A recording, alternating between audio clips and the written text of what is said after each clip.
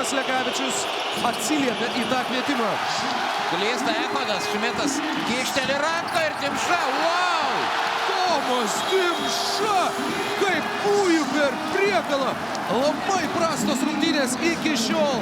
Buvo būtent šis susitikimas, jam -4 naudingumo balai, -16 plius-minus rodiklis. Dabar visą tą nusivylimą Dimša išlieja dėjimu iš viršaus.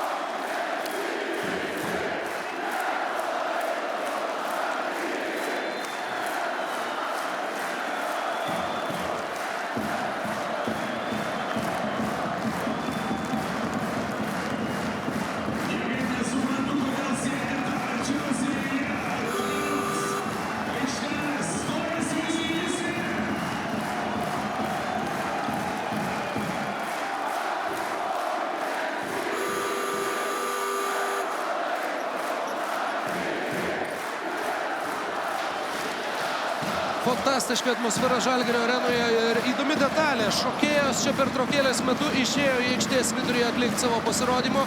Jos pamatė, kas dedasi tribūnose ir tiesiog nusprendė netrukdyti sirgaliams